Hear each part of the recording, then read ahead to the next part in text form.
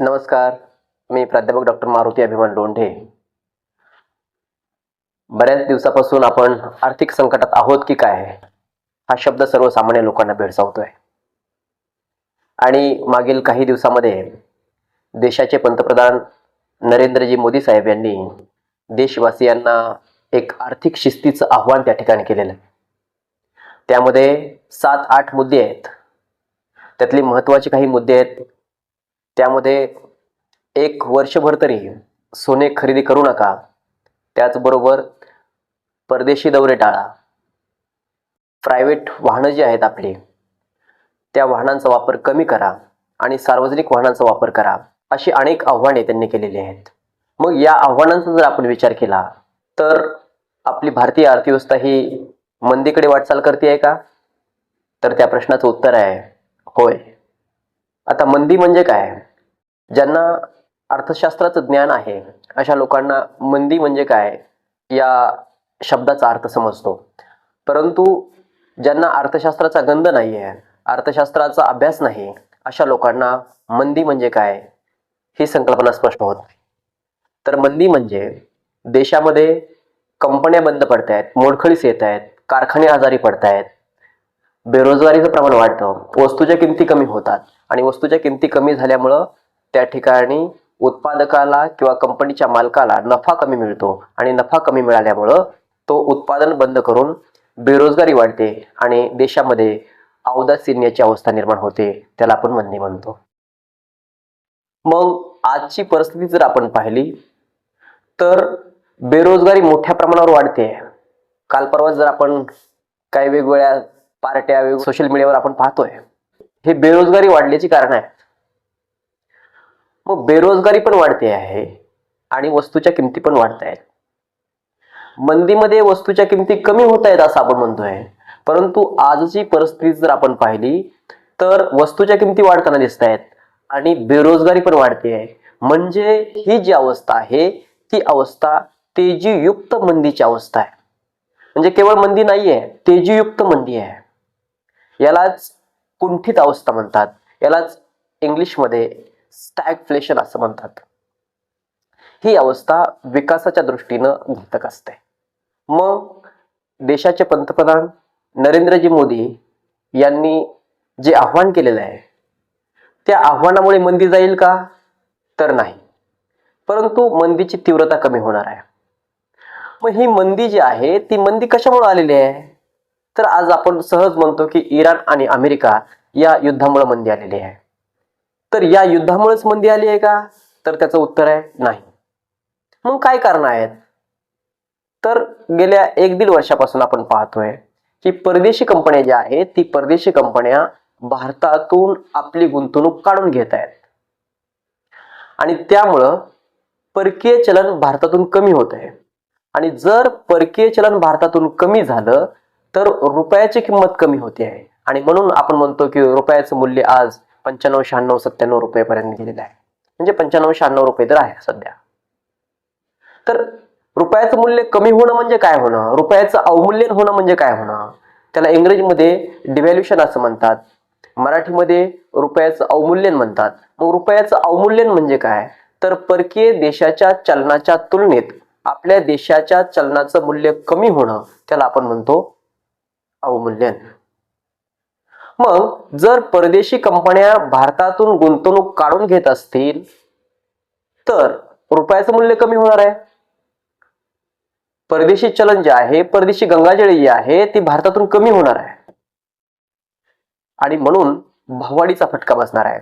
भाववाढ म्हणजे काय? वस्तूची किंमत वाढली असं नाहीये, तर रुपयाचं मूल्य कमी झालेलं आहे. याला देखील आपण भाववाढ म्हणतो. गेल्या काही वर्षापासून, गेल्या 10 वर्षामध्ये रुपयाचं मूल्य झपाट्यानं कमी होताना दिसतंय. काँग्रेसच्या काळामध्ये देखील, जेव्हा काँग्रेसचं सरकार सत्तेवर होतं तेव्हा देखील रुपयाचं मूल्य कमी झालेलं आहे. परंतु कमी होण्याचा वेग जो होता तो त्यावेळी कमी होता. असो, भारतामध्ये मग ही मंदी जी आहे ती मंदी पहिल्यांदाच येते का? तर ते नाही. 1929-30 मध्ये सुद्धा मोठी महामंदी आलेली होती. 2008 मध्ये देखील मोठी मंदी आलेली होती. तेव्हा तर कच्च्या तेलाचं भाव जे आहेत ते प्रचंड वाढलेलं होतं. एका बॅरलची किंमत साधारणतः $147 पर्यंत गेलेली होती. खूप कठीण परिस्थिती 2008 मध्ये सुद्धा आपल्या भारताची झालेली होती. मग भारतामध्ये ही मंदीची झळ जी आहे ती वारंवार त्या ठिकाणी येताना दिसते आणि त्यावर आपण मात करतोय. भारतामध्ये प्रत्येक वेळी मंदीच्या झळा ज्या आहेत त्या झळा भारतातील स्त्रियांमुळं कमी जाणवतात असं विनोदानं म्हटलं जातं. त्याचं कारण असं आहे की भारतातील स्त्रिया या बचत मोठ्या प्रमाणावर करतात. आता बघा, 2008 मध्ये मोठी मंदी आलेली होती, त्याचा सामना आपण केलेला आहे. 1991 ची परिस्थिती जर आपण पाहिली तर ती सुद्धा खूप कठीण होती. तेव्हा पी.व्ही. नरसिंहराव पंतप्रधान होते आणि डॉक्टर मनमोहन सिंग हे अर्थमंत्री होते. तेव्हा त्यांनी LPG मॉडेल स्वीकारून आपली भारतीय अर्थव्यवस्था व्यवस्थित पद्धतीने बाहेर काढलेली होती. जर आपण 2008चा विचार केला तर 2008 मध्ये कच्च्या तेलाच्या किमती यापेक्षाही जास्त किमतीने वाढलेल्या होत्या. जवळपास एका बॅरलची किंमत $147 इतकी झालेली होती. मग त्यावेळी सरकारनं कोणकोणते उपाय योजले होते? तर पहिला उपाय आपल्याला या ठिकाणी सांगता येईल, लोकांनी खर्च केला पाहिजे, व्यवहार वाढले पाहिजे, ट्रान्झॅक्शन वाढले पाहिजे आणि यासाठी लोकांच्या हातामध्ये पैसा जाणं गरजेचं आहे. मग लोकांच्या हातामध्ये पैसा केव्हा जाईल? जेव्हा कर्ज स्वस्त होईल. मग जर कर्ज स्वस्त झालं तर लोकांच्या हातात पैसा जाईल आणि लोकांच्या हातात जर पैसा गेला तर त्यांची मागणी वाढेल, खर्च वाढेल, मागणी वाढली तर उत्पादन वाढेल, उत्पादन वाढलं तर जास्तीचे लोक कामावर घ्यावे लागतील आणि जास्तीचे लोक जर कामावर घेतले तर त्यांना रोजगार मिळेल आणि त्यांना जर रोजगार मिळाला तर बेरोजगारीचं प्रमाण कमी होईल आणि देशातून मंदी नाहीशी होईल. यासाठी 2008 मध्ये हा प्रयोग त्या ठिकाणी सरकारने केलेला होता. त्याचबरोबर बँकिंग क्षेत्राचं त्यांनी संरक्षण केलेलं होतं. ग्रामीण अर्थव्यवस्थेला एक बूस्टर डोस दिलेला होता. भारत हा खेड्यांचा देश म्हणून देखील ओळखला जातो. देशाच्या विकासाच्या दृष्टीनं ग्रामीण अर्थव्यवस्था देखील अत्यंत महत्वाची आहे आणि म्हणून ग्रामीण अर्थव्यवस्थेला बूस्टर देण्याचं काम सुद्धा त्या ठिकाणी तत्कालीन सरकारने केलेलं होतं. 2008 मध्ये $147 इतकी बॅरलची कच्च्या तेलाची किंमत वाढलेली होती. मग तरी देखील पेट्रोल आणि डिझेलच्या किमती त्या ठिकाणी वाढलेल्या नव्हत्या. त्याचं काय कारण आहे? तर त्या काळामध्ये सरकारनं पेट्रोल आणि डिझेलच्या किमतीमध्ये वाढ न करता स्वतः तोटा सहन केला होता आणि त्या ठिकाणी पेट्रोल आणि डिझेलच्या किमती स्थिर ठेवलेल्या होत्या. काही प्रमाणात वाढलेही असतील, परंतु पेट्रोल आणि डिझेलच्या किमती म्हणाव्या तेवढ्या वाढलेल्या होत्या. कारण पेट्रोल आणि डिझेलच्या किमती जर वाढल्या तर वाहतूक खर्च वाढतो आणि वाहतूक खर्च जर वाढला, सर्वसाधारण किंमत पातळी जी आहे ती किंमत पातळी वाढून सर्वसामान्य माणसाला त्याचा फटका बसतो आणि म्हणून त्या ठिकाणी डिझेल आणि पेट्रोलच्या किमती त्या काळामध्ये सरकारने स्थिर ठेवण्याचा प्रयत्न केलेला होता. पुढचा मुद्दा आपल्याला सांगता येईल की सरकारचे धोरण. परकीय गुंतवणूक आकर्षित करण्यासाठी सरकारनं वेगवेगळे प्रयत्न केलेले होते आणि म्हणून त्या ठिकाणी परकीय गुंतवणुकीला अनुकूल वातावरण त्या ठिकाणी निर्माण केलं आणि हळूहळू मंदीचं सावट नाहीसं झालेलं आपल्याला दिसून येतं. मग आजची परिस्थिती जर आपण पाहिली तर परकीय कंपन्याच आज भारतामधून त्या ठिकाणी गुंतवणूक काढून घेत आहेत. त्याचे काय कारण आहेत? तर सरकारची असणारी धोरणं. 2014च्या अगोदर देखील आपण सरकारी धोरणावर टीका करत होतो. मनमोहन सिंग हे पंतप्रधान असताना त्यांनी जे धोरणं आखली होती त्या धोरणावर देखील टीका झालेली आपण पाहिलेली आहे. त्यांनी आखलेल्या धोरणाला लकवा धोरण असं सुद्धा त्या ठिकाणी टीकाकारांनी टीका केलेली आहे किंवा विरोधी पक्षांनी टीका केलेली आहे. आज मग सरकारची धोरणं काय आहेत? तर सरकारचं धरसोडीचं धोरण आहे. बघा, धोरण जर आपण पाहिलं तर परकीय गुंतवणूक जर आपल्या भारतामध्ये येणार असेल तर त्याला भारतामध्ये एक भागीदार त्या ठिकाणी शोधावा लागेल आणि भारतातील भागीदार आणि परदेशी कंपनी यांचा ताळमेळ जो आहे तो 5 वर्षापर्यंत त्या ठिकाणी बसायला पाहिजे. 5 वर्षापर्यंत त्यांनी या ठिकाणी उत्पादन करायला पाहिजे.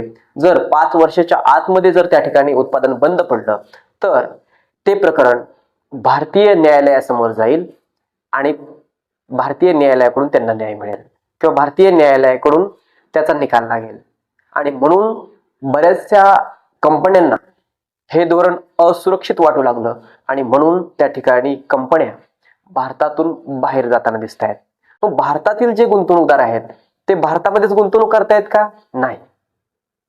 ते भारतामध्ये गुंतवणूक करण्यासाठी तयार होत नाही आहेत. जास्तीची गुंतवणूक जी आहे ते परकीय देशामध्ये करतायत आणि कमी गुंतवणूक जी आहेत ते आपल्या भारतामध्ये करताना दिसत आहेत.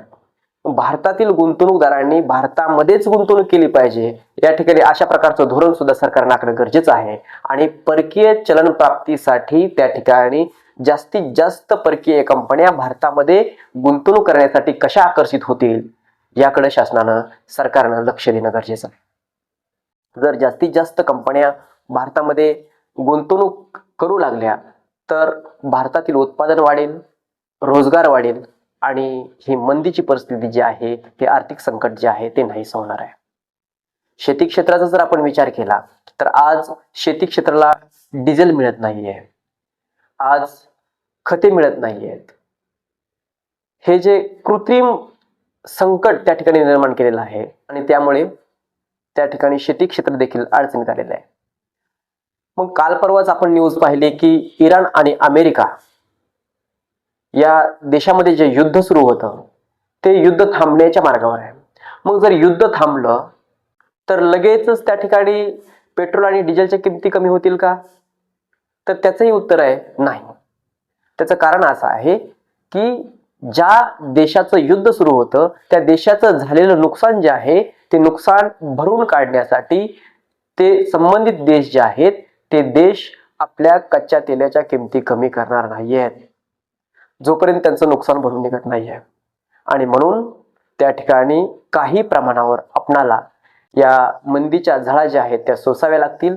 आणि काही मी जे मगाशी उपाय सांगितले, परकीय गुंतवणूक आकर्षित करण्यासाठी सरकारनं वेगवेगळी धोरणं आखली पाहिजेत, परकीय कंपन्यांना अनुकूल असं वातावरण निर्माण आपल्या भारतामध्ये केलं पाहिजे. अशा प्रकारे जर फॉरेन करन्सी परकीय गंगाजळी आपल्या भारतामध्ये वाढत गेली तर रुपयाचं मूल्य वाढेल, अधिमूल्यन होईल, भाववाढ कमी होईल आणि भारतीय अर्थव्यवस्था पुन्हा एकदा विकासाच्या मार्गाने मार्गक्रमण करेल.